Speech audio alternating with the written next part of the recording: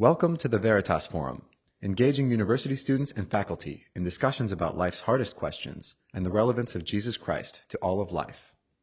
For more information about the Veritas Forum, including additional recordings and a calendar of upcoming events, please visit our website at www.veritas.org. The following material is copyrighted and may not be duplicated, reproduced, or redistributed without prior written consent from the Veritas Forum. Join us as we explore true life.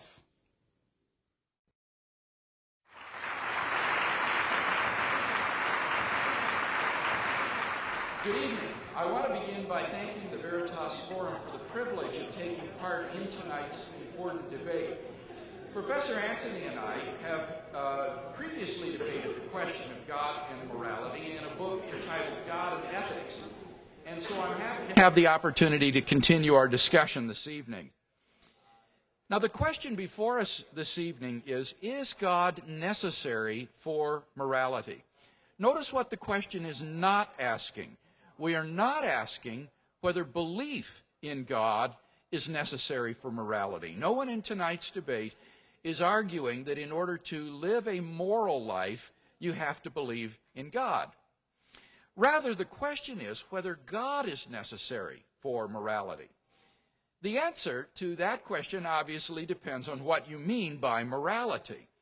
If by morality you mean simply a certain pattern of social behavior prevalent among human beings, then obviously that sort of behavior could still go on, even if it turned out that God does not exist. God isn't necessary in order for human beings to exhibit certain patterns of social behavior, which they call acting morally. But if by morality you mean that certain things are really good or evil, that certain actions are unconditionally obligatory or impermissible, then many atheists and theists alike agree that God is indeed necessary for morality. In the absence of God, morality turns out to be just a human illusion. The same patterns of social behavior might go on without God, but it would be a delusion to think that such behavior has any objective moral significance.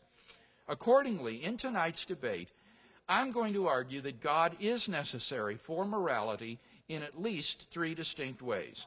Without God, objective moral values, moral duties, and moral accountability would not exist. So let's look at that first point together. If God does not exist, objective moral values do not exist. And I said that when we talk about moral values, we're talking about whether something is good or evil. Now, to say that there are objective moral values is to say that things are good and evil independently of whether anybody believes it to be so.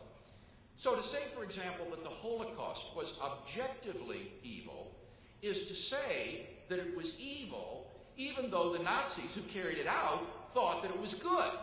And it would still have been evil even if the Nazis had won World War II and succeeded in brainwashing or exterminating everybody who disagreed with them so that everybody thought the Holocaust was good.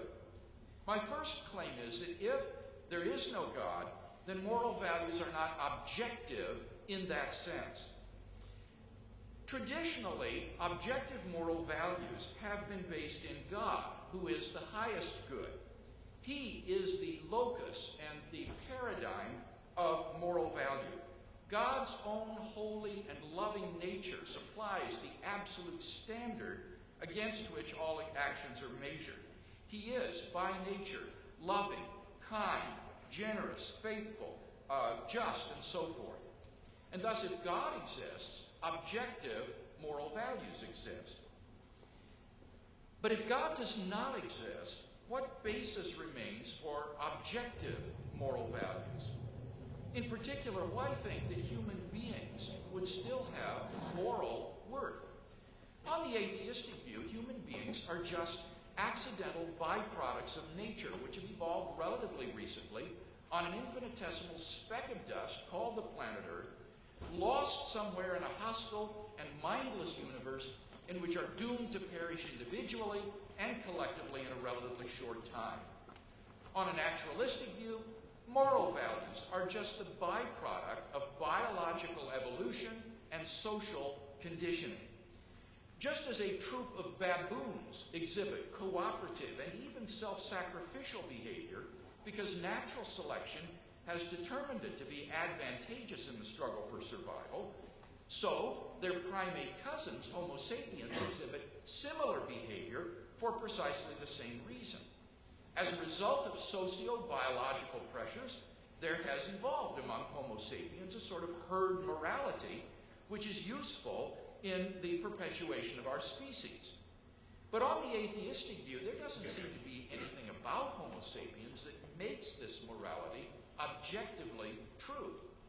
Philosopher of science Michael Ruse reports, the position of the modern evolutionist is that humans have an awareness of morality because such an awareness is of biological worth. Morality is a biological adaptation, no less than our hands and feet and teeth. Considered as a rationally justifiable set of claims about an objective something, ethics is illusory. I appreciate that when somebody says, love thy neighbor as thyself, they think they are referring above and beyond themselves. Nevertheless, such reference is truly without foundation. Morality is just an aid to survival and reproduction, and any deeper meaning is illusory. If we were to rewind the film of human evolution back to the beginning and start anew, people with a very different set of moral values might well have evolved. As Darwin himself wrote in The Descent of Man, if men were reared under precisely the same conditions as bees, there can hardly be a doubt that our unmarried females would, like the worker bees, think it a sacred duty to kill their brothers, and mothers would strive to kill their fertile daughters, and no one would think of interfering. For us to think that human beings are special and our morality objectively true is to succumb to the temptation to speciesism, an unjustifiable bias in favor of our own species. The objective worthlessness of human beings on a naturalistic worldview is underscored by two implications of that worldview: materialism and determinism. Naturalists are typically materialists or physicalists who regard man as merely an animal organism. But if man has no immaterial aspect to his being, whether you call it soul or mind or whatever, then we're not qualitatively different from other animal species. On a materialistic anthropology, there's no reason to think that human beings are objectively more valuable than rats. When a terrorist bomb rips through a market in Baghdad, all that really happens is just a rearrangement of the molecules that used to be a little girl. Secondly, if there is no mind distinct from the brain, then everything we think and do is determined by the input of our five senses and our genetic makeup. There is no personal agent who freely decides to do something. But without freedom, none of our choices is morally significant. They're like the jerks of a puppet's limbs, controlled by the strings of sensory input and physical constitution. And what moral value does a puppet or its movements have? Richard Dawkins' assessment of human worth may be depressing, but why, on atheism, is he mistaken when he says, there is at bottom no design, no purpose, no evil, no good, nothing but pointless indifference. We are machines for propagating DNA. It is every living object's sole reason for being. If there is no God, then any basis for regarding the herd morality evolved by Homo sapiens as objectively true seems to have been removed. Take God out of the picture, and all you seem to be left with is an ape-like creature on a tiny speck of dust beset with delusions of moral grandeur. Second, if God does not exist, objective moral duties do not exist. Duties have to do with whether something is right or wrong. Now, you might think at first that the distinction between right and wrong is the same as the distinction between good and evil. But if you think about it, you can see that this isn't the case. Duty has to do with moral obligation, with what I ought or ought not to do. But obviously, you're not morally obligated to do something just because it would be good for you to do it. For example, it would be good for you to become a doctor, but you're not morally obligated to become a doctor. After all, it would also be good for you to become a firefighter or a homemaker or a diplomat, but you can't do them all. So there's a difference between moral values and moral duties. Now, my claim is that if God does not exist, then we have no objective moral duties. To say that we have objective moral duties is, again, to say that we have moral obligations regardless of whether we think that we do. Traditionally, our moral duties were thought to spring from God's commandments, such as the Ten Commandments. Far from being arbitrary, these commandments flow from God's very nature.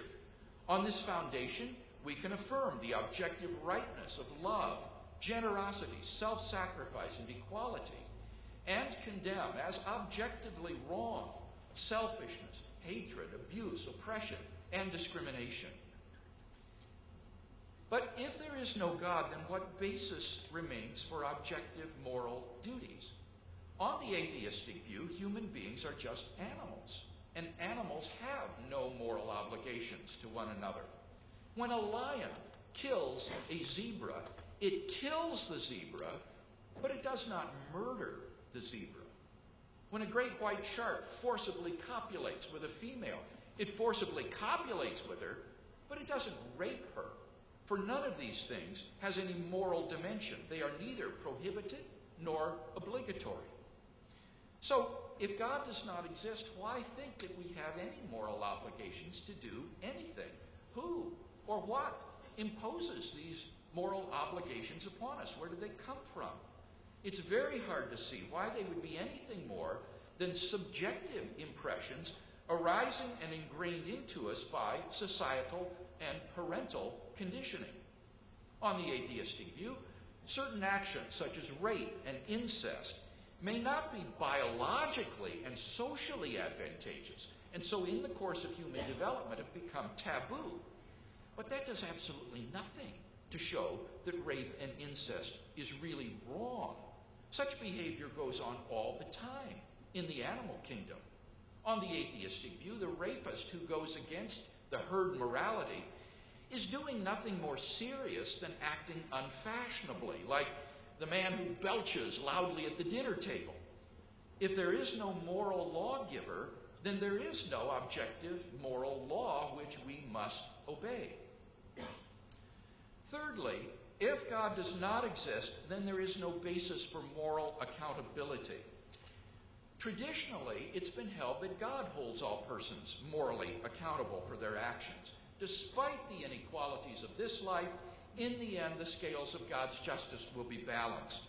Thus, the moral choices we make in this life are infused with an eternal significance. But if God does not exist, then what basis remains for moral accountability? Even if there were objective moral values and duties under atheism, they seem to be irrelevant because there's no moral accountability. If life ends at the grave, it ultimately makes no difference whether you lived as a Stalin or as a Mother Teresa. As the Russian writer Fyodor Dostoevsky rightly said, if there is no immortality, then all things are permitted. Given the finality of death, it really does not matter how you live. The state torturers in communist prisons in the Soviet Union understood this all too well. Richard Wurmbrand reports, "The cruelty of atheism is hard to believe when man has no faith in the reward of good or the punishment of evil. There is no reason to be human. There is no restraint from the depths of evil which is in man. The communist torturers often said, 'There is no God, no hereafter, no punishment for evil. We can do what we wish.' I have heard one torturer even say, 'I thank God, in whom I don't believe, that I have lived to this hour when I can express all the evil in my heart.'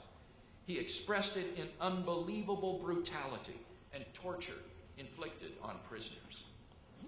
Given the finality of death, it really does not matter how you live.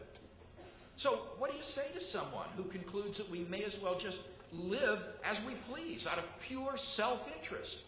You might say that it's in our best self-interest to adopt a moral lifestyle. But clearly, that's not always true. We all know situations in which morality runs smack dab in the face of self-interest. Moreover, if one is sufficiently powerful, like a Ferdinand Marcos or a Papadoc Duvalier or even a Donald Trump, then one can pretty much ignore the dictates of conscience and safely live in self-indulgence.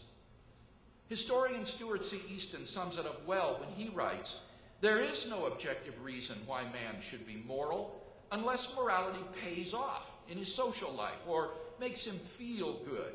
There is no objective reason why man should do anything, save for the pleasure it affords him." To believe then that God does not exist and that there is thus no moral accountability would be quite literally demoralizing. For then we'd have to accept that our moral choices are ultimately insignificant, since both our fate and that of the universe are ultimately the same regardless of what we do. By demoralization, I mean a deterioration of moral motivation. It's hard to do the right thing when it conflicts with your own self-interest. And it's hard to resist temptation to do wrong when desire is strong. And the belief that ultimately it does not matter what you choose or do is apt to sap one's moral strength and so undermine one's moral life. As Robert Adams observes, having to regard it as very likely that the history of the universe will not be good on the whole, no matter what one does, seems apt to induce a cynical sense of futility about the moral life, undermining one's moral resolve and one's interest in moral considerations. The absence of moral accountability from a philosophy of atheism thus makes an ethic of compassion and self-sacrifice a hollow abstraction. In sum, it's plausible that without God there are no objective moral values, no objective moral duties, and no moral accountability.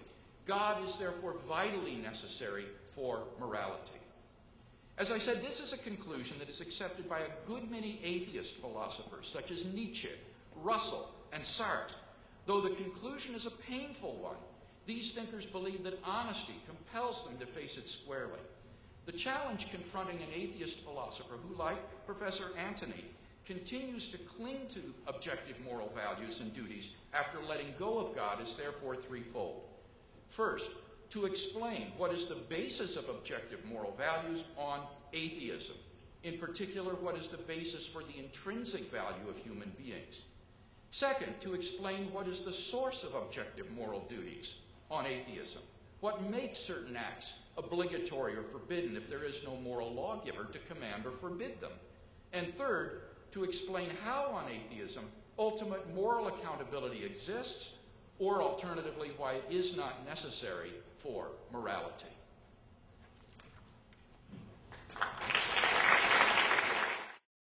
Well, I'm really happy to be here tonight and to have the opportunity to discuss this really important and I think fascinating question with Dr. Craig and with all of you. And thanks very much to Don Lentz and to the Veritas Forum for setting this up, and to Dr. Craig for agreeing to participate in this conversation with me. And I also have to thank all of my friends who have been helping me think about this. I hope Dr. Craig had the benefit of similar support. I hope that we can make some real progress tonight, progress in understanding the nature of moral value. The question before us tonight is whether God is necessary for morality. Now, you might think that this is a question that must necessarily divide theists from atheists, that if you believe in God, you must believe that God is the source of, or the ground of morality, and that if you don't believe in God, then you must believe that morality is independent of God. But this is incorrect. Many atheists agree with Dr. Craig that God is necessary for morality, and they infer from this and their premise that God doesn't exist, that there is no morality, no objective right or wrong. Dr. Craig quoted some of these atheists to you tonight. So atheists can agree with theists that God and morality go together.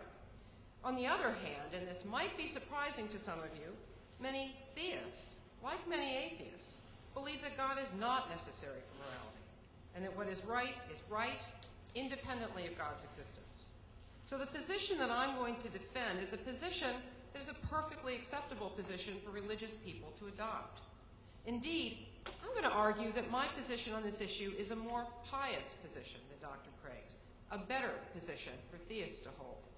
If God exists and is perfectly good, then I contend that my position is the position that God wants his creatures to adopt.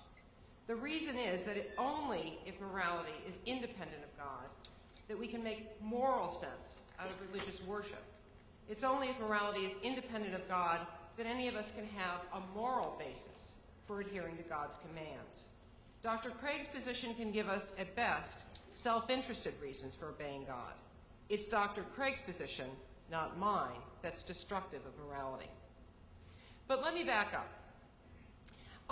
Maybe some people are surprised just to learn that atheists ever believe, or that they can believe, that there are objective moral truths, that there are really moral obligations or moral virtues. I gather that some people think that it simply follows from atheism that there is no right or wrong, that if God does not exist, everything is permitted. But this does not follow. I am an atheist, and I believe that some things are morally right and some things are morally wrong. Now, where's the contradiction? I believe, for example, that it's wrong to drive people from their homes or to kill them because you want their land. I believe that it's wrong to enslave people. I believe that it's wrong to torture prisoners of war. I also believe that if one sees any of these things going on, one has a sober moral obligation to try to stop them. But do I think these matters are objective? Yes, in at least three senses of objective. And it's actually a complicated philosophical issue exactly what it is to be objective. But here are three senses that are fairly standard. First, I think that whether something is right or wrong, I should say Dr. Craig and I think agree on this completely. First, I think that whether something is right or wrong does not depend on human attitudes toward it. In this respect, moral judgments are true or false in just the way non-moral judgments are, by corresponding or failing to correspond with the way the world is. So I hold the claim that slavery is wrong is not at all like the claim that chocolate is delicious. That claim simply expresses my attitude toward chocolate, which is extremely positive, by the way. The judgment that slavery is wrong is rather like the claim that chocolate contains antioxidants. That's a claim about the way the world is. That's a claim about the way the world is, and specifically about how chocolate is. Objectivity in this sense also means that the moral facts are as they are, independently of human beings' knowledge of them. We can be ignorant of moral facts, and we can make mistakes about them. Some people think that abortion is morally permissible, and others deny that it is. Someone here is making a mistake. Someone's right and someone's wrong. Notice in contrast that when I say chocolate is delicious, and you say no, it isn't, we aren't really disagreeing about the objective features of chocolate. We are simply expressing contrary attitudes toward us. Neither of us is making a mistake. Well, I take it back. Chocolate just is delicious. There's a second sense of objective in which I think moral facts are objective, and that is that they're independent of human will. It is not up to us to decide what is right and what is wrong in the way it is up to us to decide what the rules of baseball will be or what the traffic laws will be. We can decide what it is for someone to be a good baseball player. We can lay those conditions down, but not what it is to be a good person. Third, I hold that morality is objective in the sense of being universal. I am not a relativist. The fundamental moral facts do not change from culture to culture, nor does the fact that one's culture condones something make that thing in any way morally right. In the examples that I've given above, I deliberately chose things that were historically or are currently regarded as morally permissible within my own culture. And I'm going to try in what follows to keep my examples to real-life cases, things that are facing us now. I don't care if these things are regarded as morally permissible by some people. I repudiate them. Slavery is wrong. Torture is wrong, even if the laws of one's country permit it. Now, what Dr. Craig needs to show is that none of these specific moral judgments nor these claims about the nature of moral judgments in general can be true unless God exists. And that seems to me to be a remarkable claim. If God turned out not to exist, then slavery would be okay? There'd be nothing wrong with torture? What could possibly make someone believe that? The only answer to this question that I can think of is that God is what makes moral facts true. That the things that are morally good are the things that God has commanded or endorsed, and they're good because he commanded or endorsed them. This theory is called divine command theory. Divine command theory would explain certain things about the objectivity of morality. Because God exists independently of human beings and their attitudes, his commands do too. We didn't invent God, so we didn't invent morality. We can be ignorant of God's will, and hence mistaken about what is morally good. And because God is omnipresent and eternal, his commands apply to all people at all times in all places. That's all fine. It would follow from divine command theory that moral facts are objective. The problem is it wouldn't follow that they are moral. The argument for this claim is an ancient one due to Plato.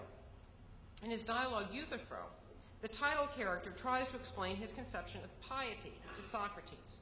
The pious acts, Euthyphro explains, are those which are loved by the gods. But Socrates finds this definition ambiguous and asks Euthyphro, are the pious acts pious because they are loved by the gods? Or are the pious acts loved by the gods because they are pious? Now, what's the difference? Well, if the first reading is correct, then it's the gods loving those particular acts that makes them count as pious acts, that grounds their piousness. Pious on this alternative is just shorthand for something the gods love. Whatever the gods happen to love, bingo, that's pious. If the gods change their preferences on a whim, and they did if Homer knew his stuff, then the things that are pious change right along with them. In contrast, on the second reading, pious acts are presumed to have a substantive property in common, a property in virtue of which the gods love them, a property that explains why the gods love them. Now, translated into contemporary terms, the question Socrates is asking is this: are morally good actions morally good simply in virtue of the fact that God favors them? Or does God favor them because they are, independently of his favoring them, morally good? Divine command theory corresponds to the first option.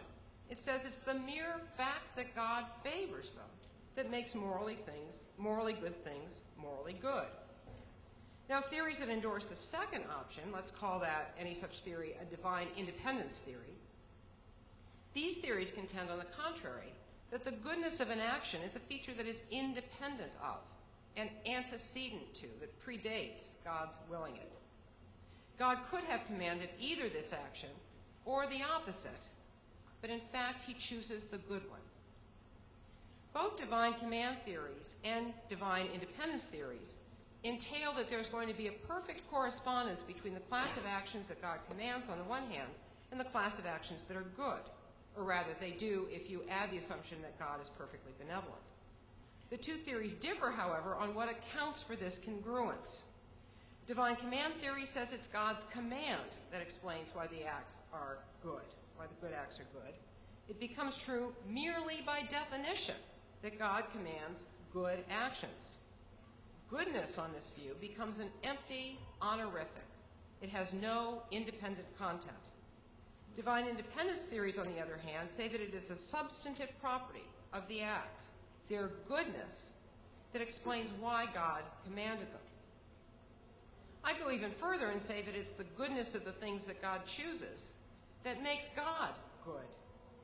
God is good in virtue of choosing only the morally good things. Now, divine independence theory presumes that we have an independent grasp of ethical facts and that we can use that grasp to predict and understand what God will prefer. Now, it's hard to appreciate just how radical and bizarre divine command theory really is. Divine command theory makes the claim God commands the good into a mere definitional tautology, like bachelors are unmarried. This makes for really appalling consequences from an intuitive moral point of view. Divine command theory entails that anything at all could be good or right or wrong, and I'm making this funny gesture to indicate quotation marks, to indicate what we call scare quotes, to indicate that I'm using these words with the strange meanings they would have if divine command theory were true. If God were to command you to eat your children, then it would be right to eat your children. The consequences are also appalling from a religious point of view because divine command theory implies that we can have no moral reason for obeying God's commands. It may be that we have prudential reasons for doing so, self-interested reasons for doing so. God is extremely powerful and so can make us suffer if we disobey him. But the same can be said of tyrants, and we have no moral obligation, speaking now in ordinary terms, to obey tyrants. We might even have a moral obligation to disobey tyrants. The same goes for worshiping God. We might find it in our interest to flatter or placate such a powerful person, but there could be no way in which God was deserving of praise or tribute. Now, defenders of divine command theory are going to object that God could not, or at least would not, issue any such command.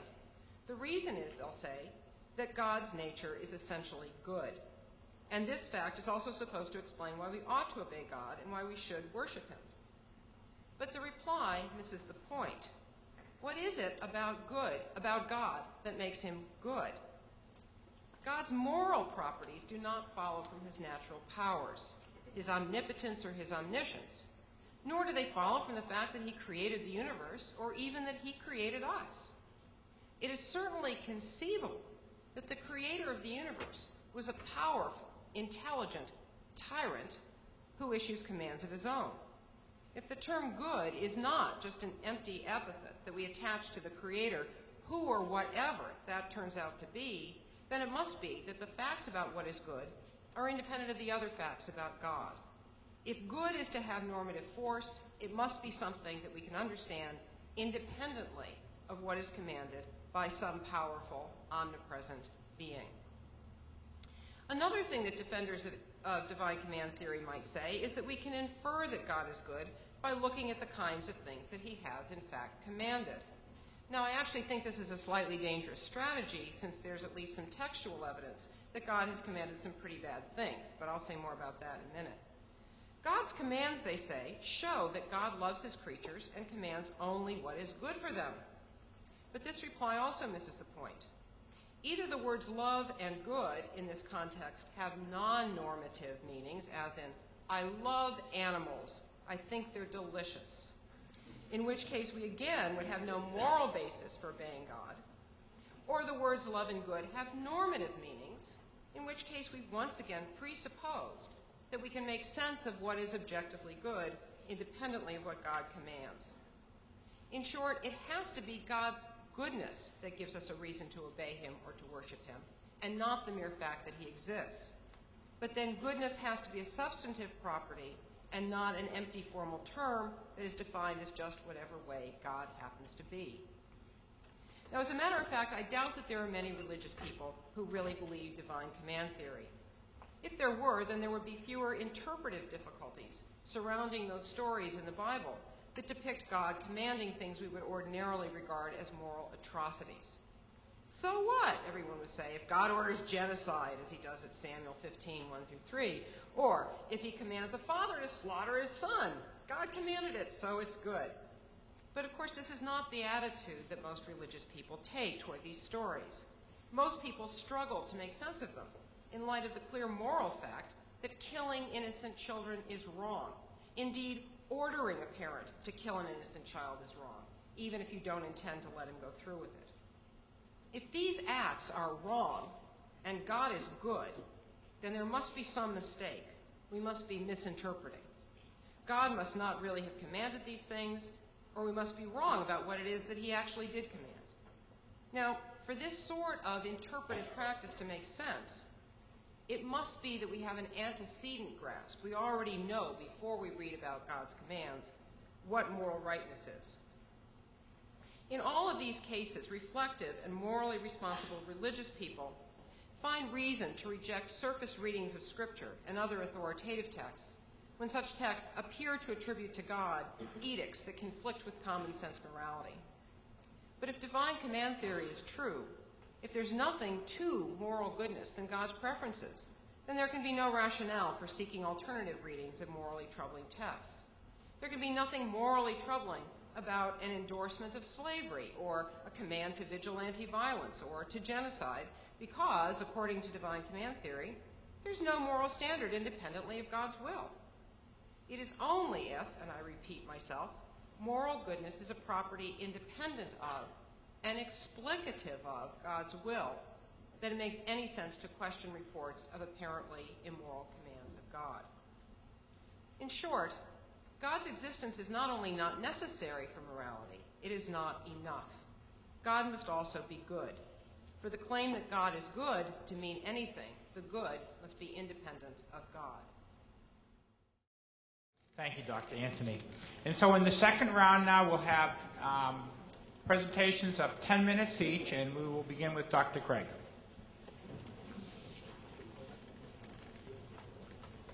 Now, this is still working, right? Okay, good. Well, thank you, Dr. Antony, for your very stimulating comments. I think that we're in for a good exchange tonight. Now, you'll recall that at the end of my opening speech, I invited you to listen carefully to how Dr. Antony would address three fundamental questions. If God does not exist, what is the basis for objective moral values, moral duties, and moral accountability?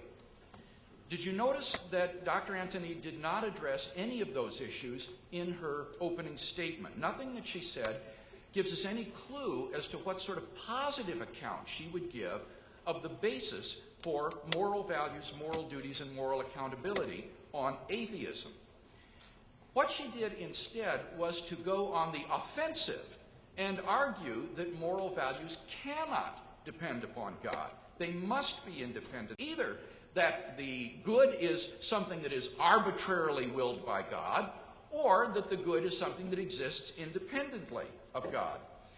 Rather, the view that I defended in my opening speech is the view that traditional atheists have taken, namely, that God wills something because he is good.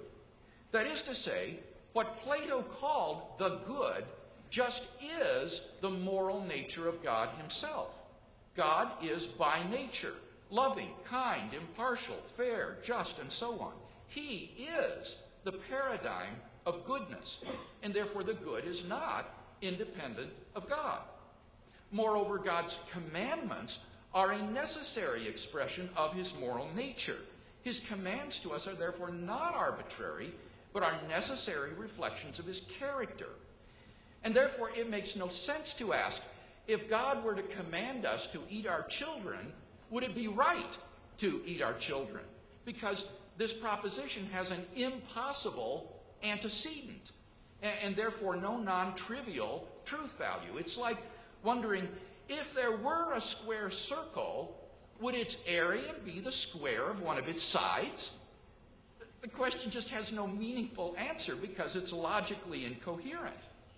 Now, Dr. Antony has some intimation of this third alternative, for she recognizes that theists will say that God's nature is essentially good. Well, it's not exactly the point. Rather, the point is that God's nature determines what is good.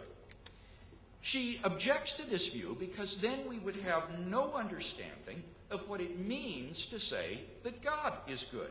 She says, for the claim that God is good to mean anything, the good must be independent of God. This objection, I think, embodies an important confusion. Let me first state what the confusion is and then explain it. Dr. Antony is confusing, I think, moral ontology with moral semantics. Now, what do I mean by that? Well, the discipline of moral philosophy is subdivided into a number of different fields. For example, moral semantics studies the meaning of moral terms and sentences. Moral epistemology studies how we come to a knowledge of moral truths. Moral ontology studies the metaphysics of morals, their foundation in reality. Now, when we say that the good is grounded in God, this is an ontological claim about moral values' foundation in reality. It is not a semantical claim about the meaning of the word good. So I agree completely with Dr. Antony that semantically goodness is not, as she puts it, an empty formal term that is defined as just whatever way God is. I concur wholeheartedly that the word good must, as she says, be something that we can understand independently of what is commanded by a powerful omnipresent being. Theists typically maintain that God is the ontological foundation of moral values, and without him, objective values would not exist. But theists do not maintain the implausible semantical thesis that the word good means anything like commanded by God. The Euthyphro argument is thus a false dilemma and therefore logically invalid. It does nothing to show that moral values cannot be grounded in God. God's own nature determines what is good, and his nature expresses itself toward us in the form of divine commands, which then constitute our moral duties. It is this alternative that Dr. Antony must show to be impossible, not straw men like God's inventing arbitrarily the good, or the goods being something to which God is subservient outside of himself. Now, without the linchpin of the Euthyphro argument, Dr. Antony's case for objective morality without God collapses. She must then give some positive account to those three questions I posed. So I want to return to those questions to review the challenge confronting the atheist. First, if God does not exist, why think that objective moral values would exist? As we saw, in the absence of God, there's no reason to think that the herd morality evolved by various human societies is objectively true. Dr. Antony seems incredulous. She says, if God turned out not to exist, then slavery would be okay. There'd be nothing wrong with torture. What could possibly make someone believe that? Well, the answer is that on a naturalistic worldview, human beings are just animals. And activity that counts as slavery and torture is common and natural in the animal kingdom and amoral. Ants, for example, enslave aphids to labor in the depths of the anthill where they're imprisoned for life. If ants were endowed with rationality, then ant morality would consider slavery to be morally just. Remember Darwin's illustration of human beings raised under the conditions like beehives. As for torture, have you ever seen an ordinary house cat toying with a mouse until it finally bores of the sport and kills it? If there isn't any God, then what makes slavery and torture among human beings uniquely evil? How do these strange, non-natural moral properties come to supervene upon the members and actions of our species? This question is especially pressing when we recall those two implications of naturalism, namely materialism and determinism. It's impossible that something that is essentially a puppet or a machine can have a moral dimension to its actions. Secondly, if God does not exist, why think that we have any objective moral obligations or prohibitions? The problem here for the atheist, I think, is very easy to see. If there isn't anybody to command or prohibit certain actions, then how can we have moral obligations and prohibitions? All Dr. Antony had to say on this point is, I am an atheist and I believe that some things are morally right and some things are morally wrong. Where's the contradiction? Well, the problem isn't that there's a contradiction, but rather that there's no basis on the atheistic worldview for the affirmation that some things are right and some are wrong. It's as if the atheist were to say, I am an atheist and I believe that chocolate is objectively delicious and vanilla is objectively revolting. Where's the contradiction? The problem, again, isn't that it's self-contradictory, but rather that it makes an objective assertion without any basis in reality.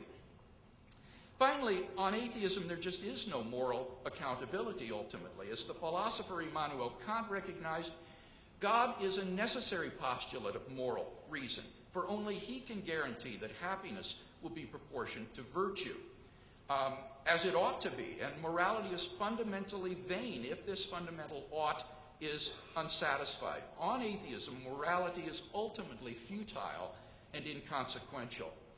So, in summary then, I think that the Euthyphro argument is logically invalid and therefore fails to prove that moral values exist independently of God. On the contrary, I think it's very plausible that on atheism there are no objective moral values, moral duties, or moral accountability. And therefore, I think we have every reason to think that God is vitally necessary to morality. Thank you, Dr. Craig. And now 10 minutes from Dr. Antony. Okay.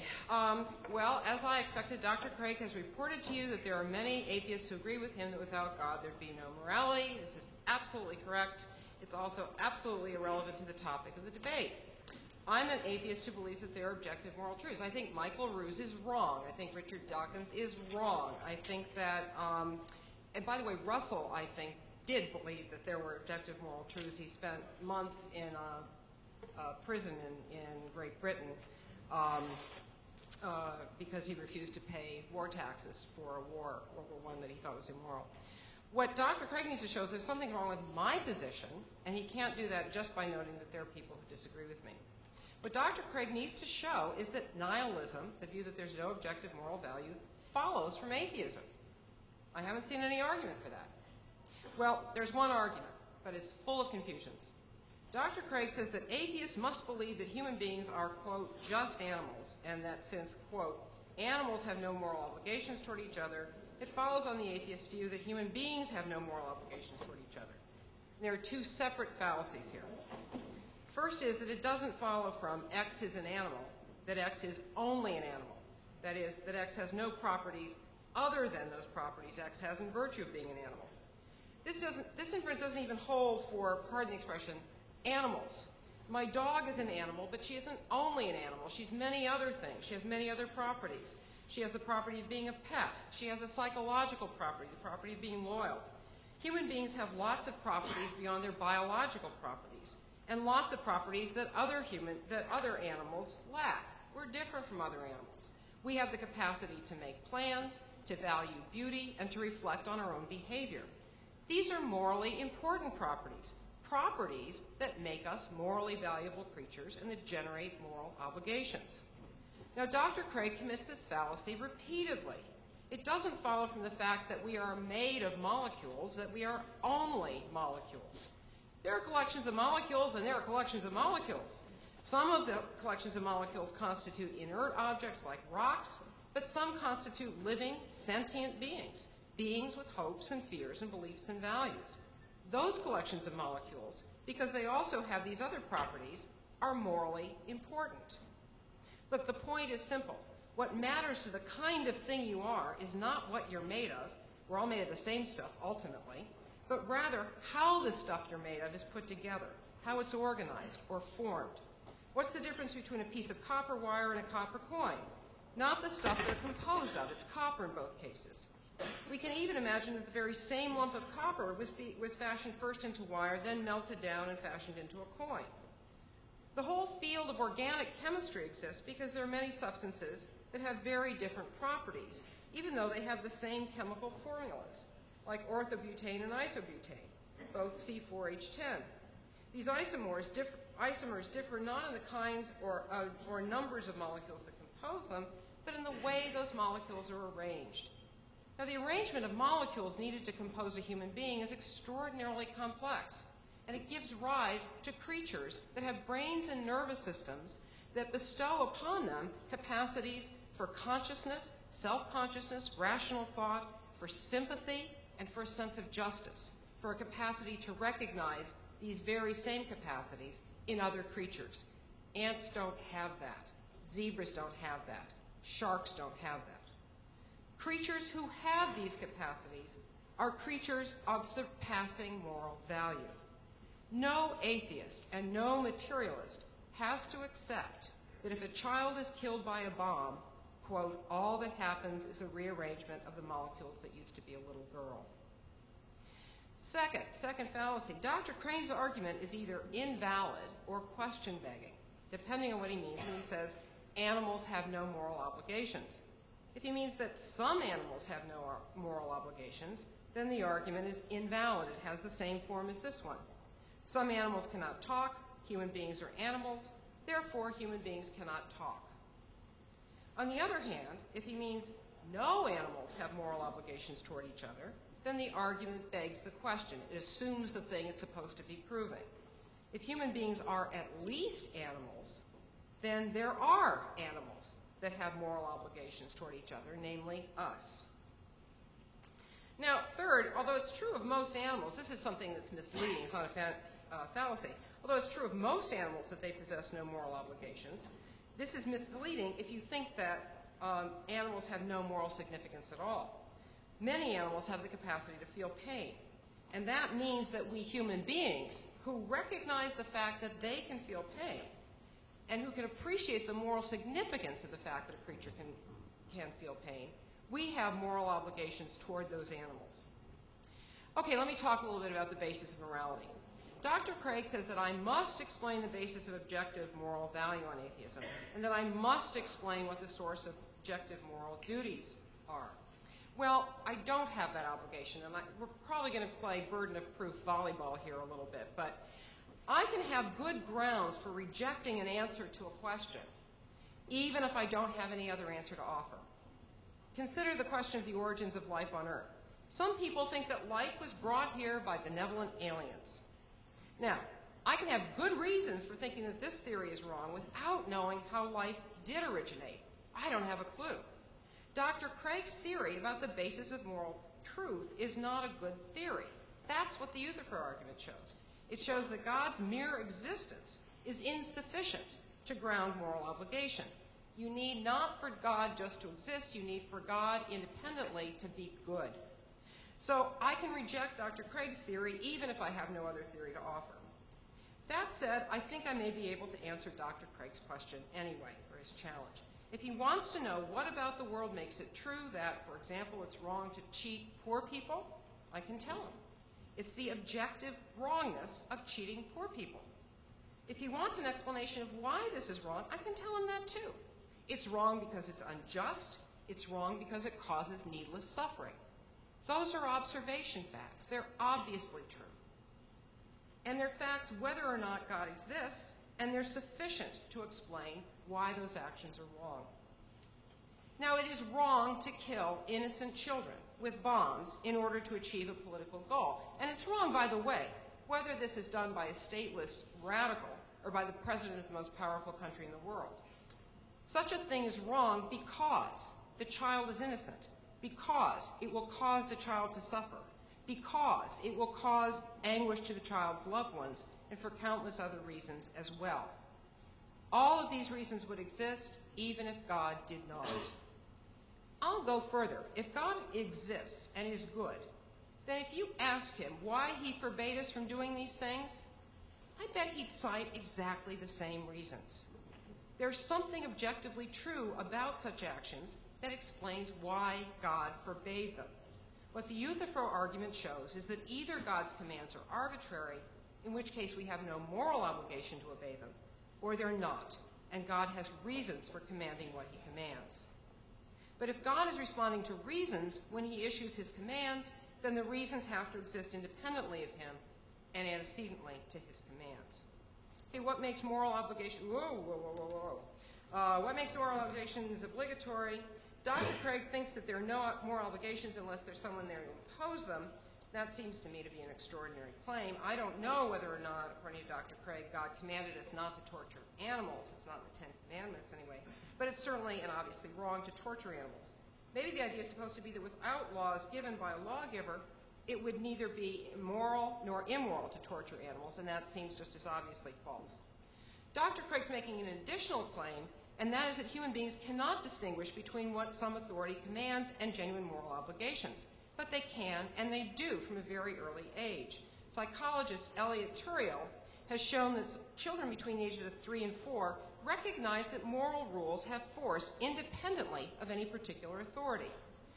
Larry Nucci has shown that even children and adolescents raised in strict religious traditions, Orthodox Judaism, Catholicism, Calvinist Dutch Reform, distinguish morality from religious authority. Listen to Marcia, a 9.5-year-old Jewish girl. Interviewer. Suppose that God had written in the Torah that Jews should steal. God commanded all Jews to steal. Would it be okay then for Jews to steal? Marcia. No. Interviewer. Why not? Marcia. Because they know, they have a brain. They know it's really bothering the person they take it from. We all know. We all have a brain.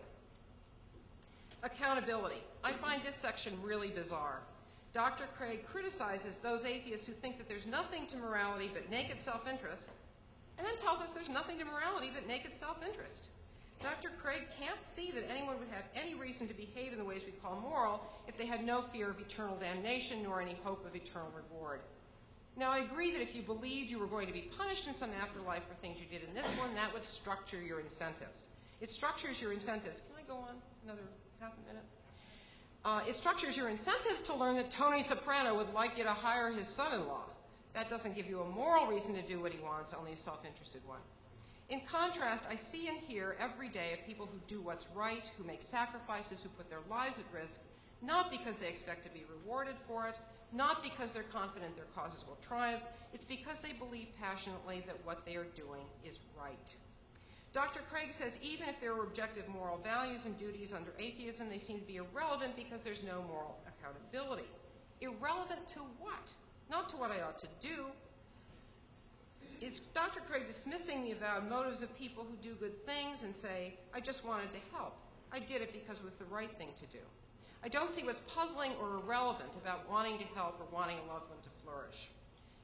Not unless one really thinks that goodness and evil are unintelligible, except in the context of a quasi-contract made with a tyrant, where the notions turn out to be synonymous with what will keep me out of trouble and what will get me into trouble.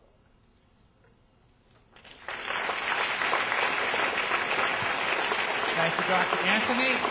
In our third round, we'll reduce the time down to 8 minutes, and we'll go back to Dr. Craig.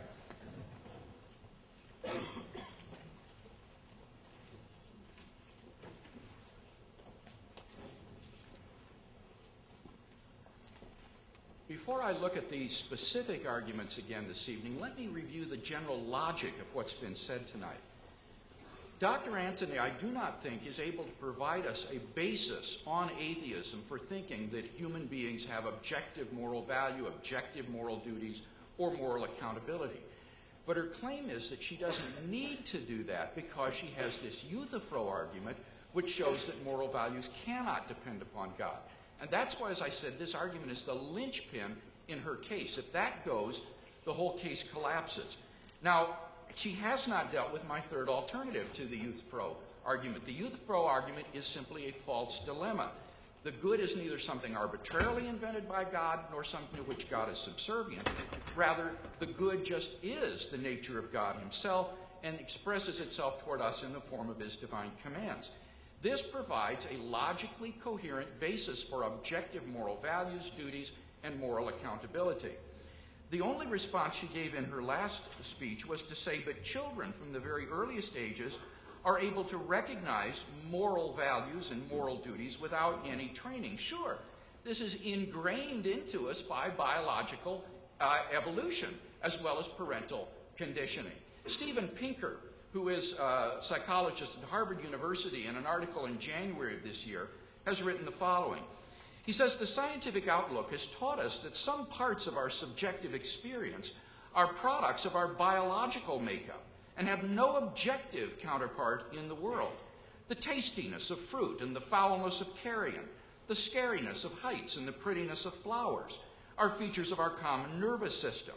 And if our species had evolved in a different ecosystem or were missing a few genes, our reactions could go the other way.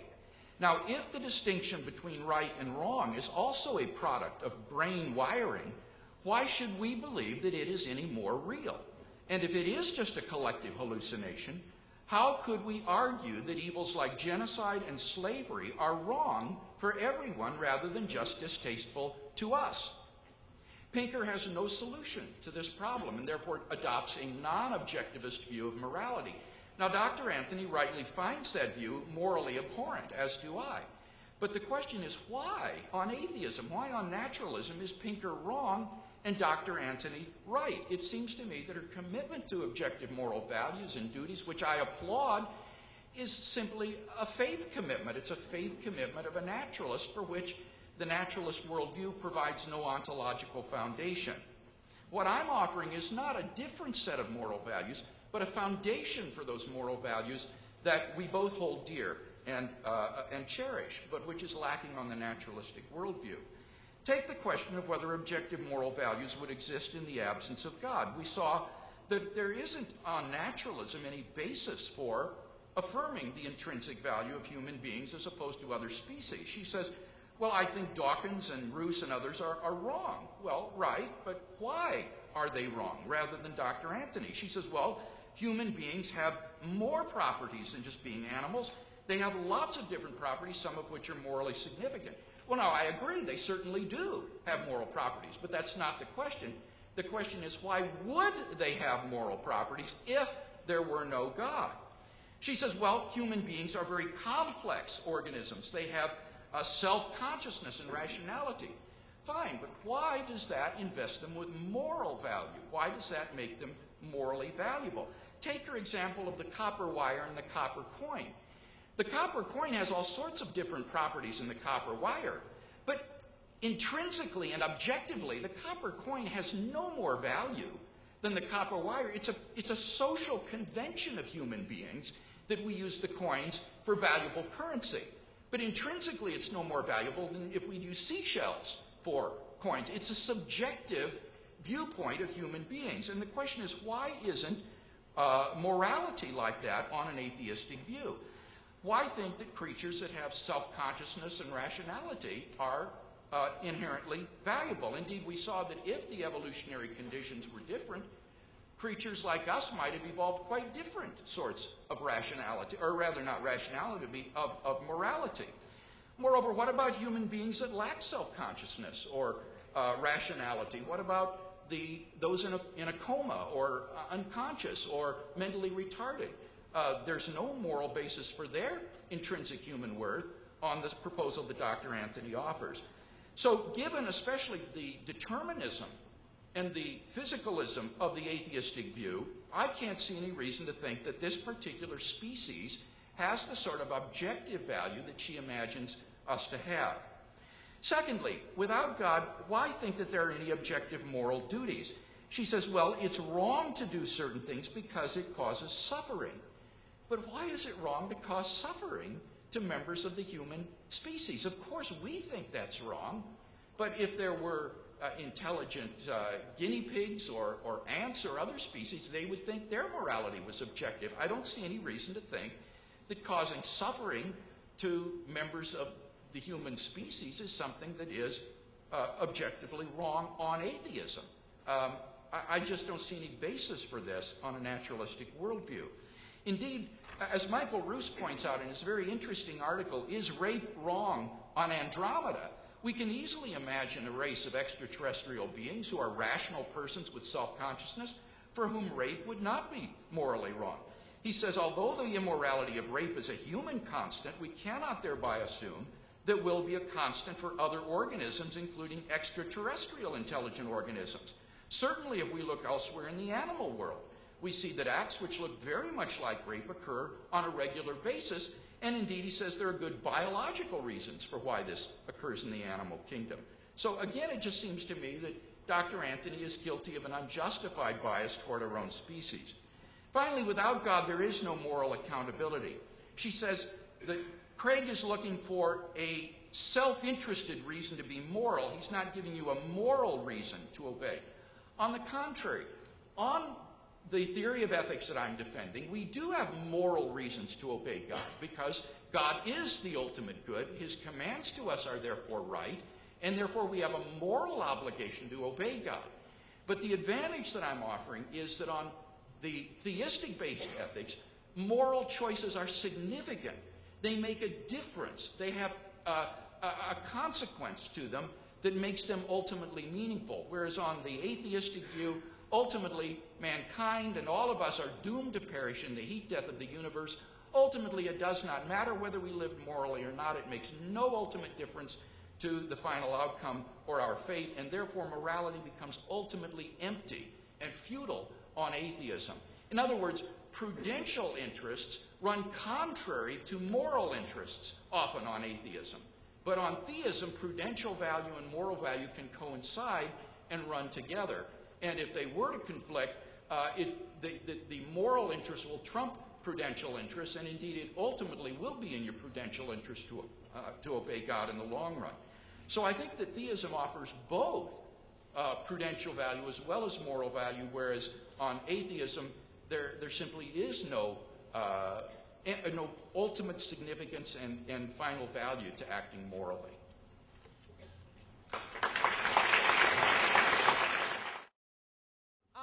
Let's see. I'm puzzled by the contention of Dr. Craig that on his view, moral choices are significant and make a difference, and in my view, they're not.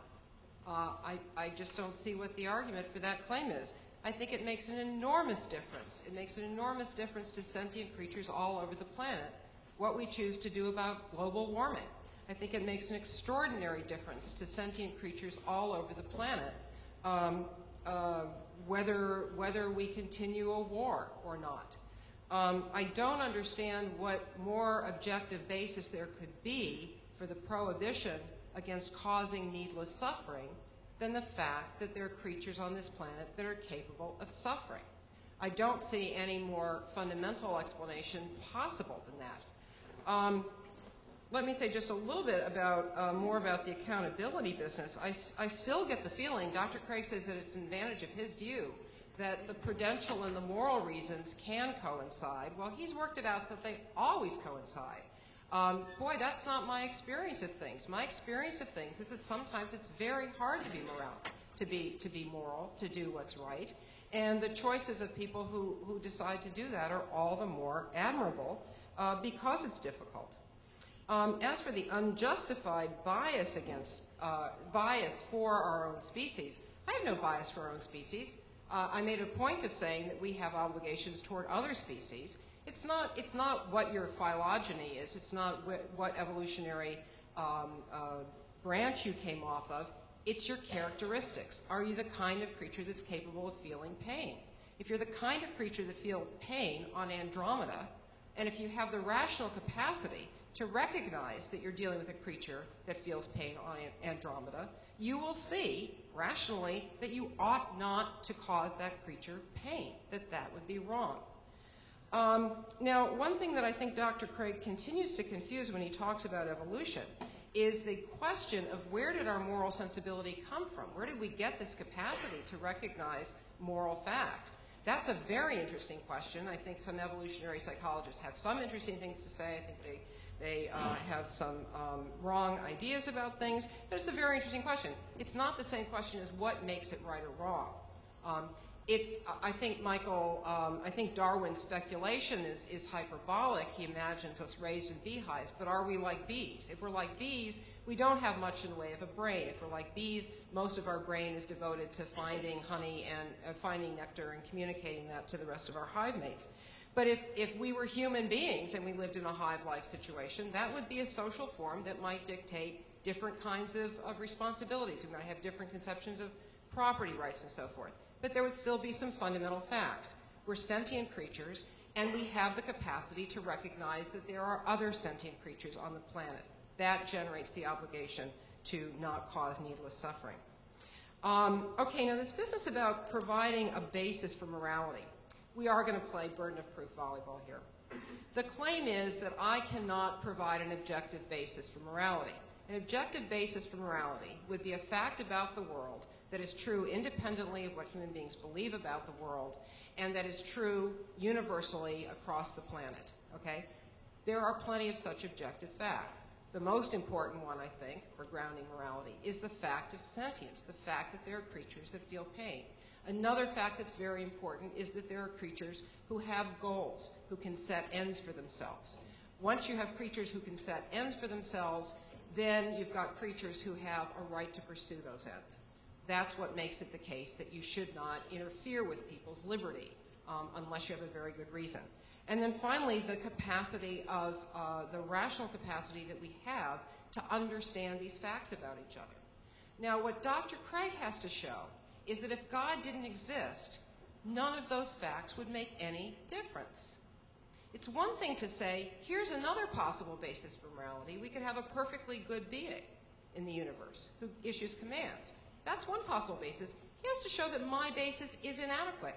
He hasn't shown that.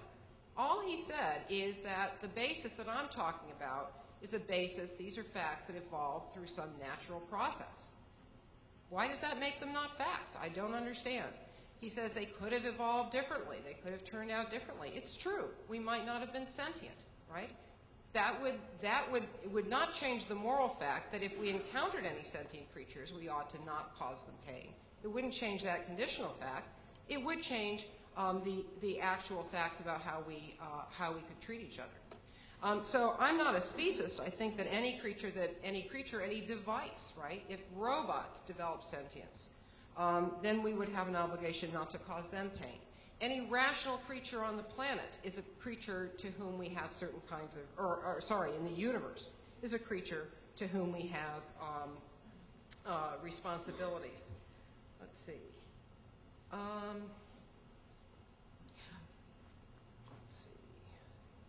Okay, let me say something too about the Euthyphro false dilemma. The point of the Euthyphro is to show that the mere existence of a being that has power, right, to command things, the mere existence of such a being is not enough. Now, I think Dr. Craig and I agree that what you need to add is that the being is good. But that's an objective moral fact that's independent of the other facts about the being. Now, you have two choices here. And Dr. Craig is right to distinguish an ontological question from a semantic question, but they have implications for each other. You have two choices. You either say, I'm going to characterize a being. I'm going to point to that being. And I'm going to say, whatever the nature of that being is, that's what good is.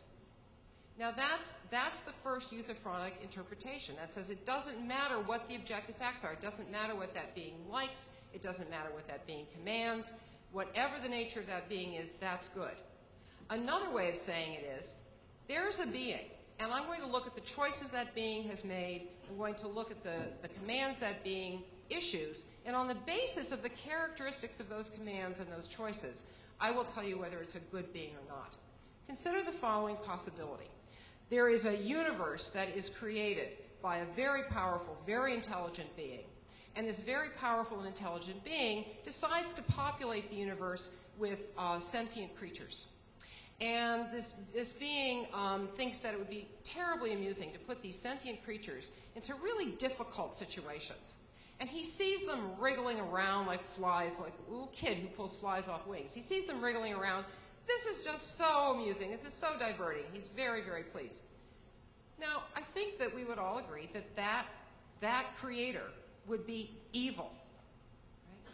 But the only thing different between that creator and Dr. Craig's God is the objective presence or absence of a moral property. Both of us have to say that there are fundamental moral facts. I say the moral facts are the facts that relate the conditions that generate obligations and the obligations. And that those very same facts are the facts that enable us to say with substance, and if you're religious, with piety and respect, that God is good. Thank you. We have one last round of 5 minutes each.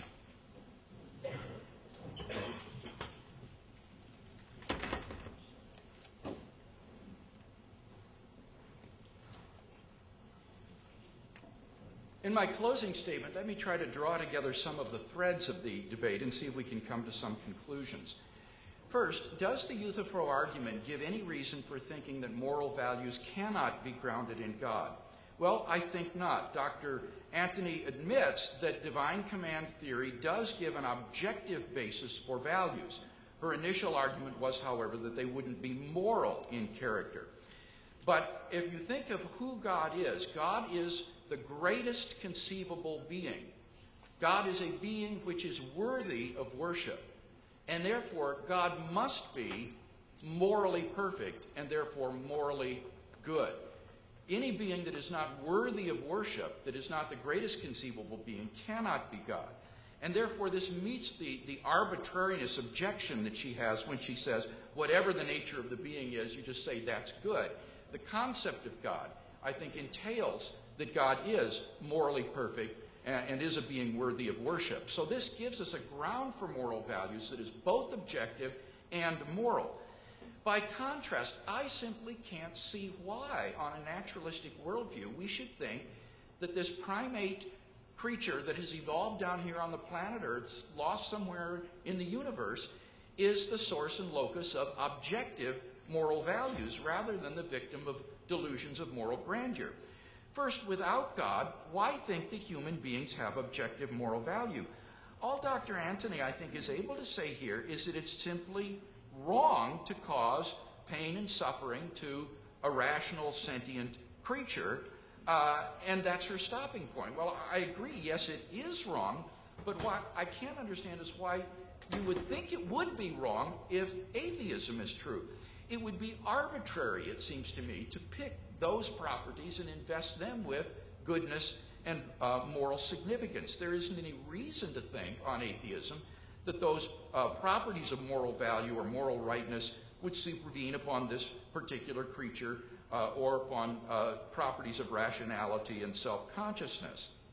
She says, well, there's a difference between grasping moral values and the existence of moral values. I certainly think that's true. Even if the evolutionary account is true of how we come to grasp moral values because they're grounded in God, I think that gives us objectivity. But what I can't see is why, on the atheistic view, moral values would be anything more than just these subjective illusions, which are the spin-off of the sociobiological evolutionary process. We can certainly imagine different moral values to have been produced by that same process, and it's hard to see why one set would be objectively true rather than the other. What about the second point? Without God, there are no objective moral duties. I think this is an especially weak point of atheism because the notion of obligation or prohibition requires someone to issue those imperatives. The notion of being obliged or forbidden to do something has by its very nature the notion of moral imperatives which are given to us. But on atheism, there is no source of moral obligation or imperative. And she says, well, there's simply nothing more fundamental than that pain ought not to be caused. Well, why? Pain is caused by other animal species all the time in the animal world. Why is it wrong among human beings? She says, well, creatures that have the ability to set ends have the right to pursue those ends. Where did that come from? Where did that right come from? And why is it wrong to prohibit them from going after those ends on atheism? You don't have any source for moral duty or obligation on atheism because there is no moral lawgiver. Finally, without God, there is no moral accountability. I think we agree on this point, that on atheism, no one holds you morally accountable for what you do. My charge is that that makes morality empty and vain. Ultimately, it makes no difference. She says, but of course it makes a difference to sentient life on Earth. Look at global warming. Look at the question of war. Those are nothing but short-term, transitory changes that ultimately make no difference. Science tells us that ultimately, as the universe continues to expand, we will all perish in the heat death of the universe. Humanity, matter itself, light, heat, all will be extinguished in the final heat death of thermodynamic equilibrium. It is all futile and vain on the naturalistic worldview. So that ultimately it really makes no difference how you live. Moral values, moral duties become like shuffling deck chairs on the Titanic. Your end is the same, no matter what you do. By contrast, theism, I think, is morally bracing because it gives us a sound foundation for morality which has consequences and therefore is not a vain and futile gesture in an empty and meaningless universe. Catholics make a distinction between two forms of remorse for your sins. You can have perfect or imperfect contrition. If you have perfect contrition, you're sorry because you did something wrong and you offended God. If you have imperfect contrition, you're only sorry because you're afraid of being punished. It's okay if you have imperfect contrition. That will keep you out of hell. But perfect contrition, I was taught, was much better because it bespeaks the best possible motives for repentance, not fear of punishment, but hatred of sin and desire to do what's right. Now, as a young Catholic girl, I always felt that my own contrition fell short. No matter how hard I tried to focus on the inherent evil of my sins, I found myself thinking instead about what it might cost me later. How many days in purgatory is this worth? Tease the cat, it's worth it. Later when I was in college, I found my faith flagging, and I was struck by a perverse insight. The perfect contrition that had eluded me hitherto might finally be achieved if I became an atheist. If I didn't believe in God, then fear of eternal damnation could hardly be a reason for me to repent anything. If I, as a non-believer, felt bad for having done something wrong, it could only be because it was wrong. Much emboldened, I took my reasoning a step further. Maybe atheism was the only way to achieve perfect contrition, the only psychologically possible way for fallible, selfish human beings to put aside concerns for ourselves in confronting our misdeeds. And wouldn't a God who loved what was good be more pleased with creatures who sought what was good for its own sake than with those who did so only to curry favor? Why, I said, did God prefer perfect to imperfect contrition? Disobedience clearly displeases God, but why? Is it the mere fact of disobedience? That didn't seem possible. God was not one of those petty tyrants like you encounter in school, teachers or principals who issue arbitrary commands and prohibitions just for the exercise, just for the delight of bending another person to their capricious wills. No, I concluded God wills what is right, only what is right, and prohibits only what is wrong. Disobedience offends because disobedience entails the commission of a crime. It's the right and wrong he cares about, not that he said do it or not do it. It's the goodness, not the godness. Piety is doing what's pleasing to the gods. Doing good and being good. Surely what's most pleasing of all, then, is someone who does good because it is good, because she understands what the good is and because she values it for itself and not for the prizes it might bring. Atheists, if they commit themselves to justice, to peace, to the relief of suffering, can only be doing so out of love of the good. Atheists have the opportunity to practice perfect piety. Now, all that said, I want to close by conceding a couple of significant things to Dr. Craig. There are things that you lose when you give up belief in God. Morality is not one of them. I don't understand what better basis there could be for the duty not to cause pain than that there are creatures that suffer it and that it hurts. Nonetheless, you have morality, but here are some things you do have to give up. They're not insignificant. First, you lose the guarantee of redemption. Suppose you do something morally terrible, something for which you cannot make amends, something perhaps for which no human being could be expected to forgive you. I imagine that the promise made by many religions that God will forgive you if you're truly sorry, that might bring enormous relief and comfort. You can't have that if you're an atheist. As a consequence, as an atheist, you must live your life and make your choices with the knowledge that every choice you make contributes in one way or another to the only value your life can have. Dr. Craig thinks that if atheism were true, human choices would be insignificant. I think just the reverse. I think they become surpassingly important. A second thing an atheist must relinquish is confidence that it will all work out in the end. Moral causes frequently seem to be lost causes, and it takes enormous courage and commitment to continue the struggle without any rational confidence that one's efforts will be rewarded. But it's a higher, more praiseworthy state of mind to be able to continue to act without promise of success, with only the comfort that one is doing what one can to make things better. The exhortation to keep faith, even in the face of the dark possibilities that all will be lost, is, I think, a profound expression of confidence in the moral capacities and possibilities of human beings. The fact is that tragedy is possible. Human lives can be ruined. Civilizations can be destroyed. Nothing guarantees that these things will not occur. Nothing but our own limping, limited efforts. All we have is this world, this life, ourselves, and each other. And it's up to us to make that be enough.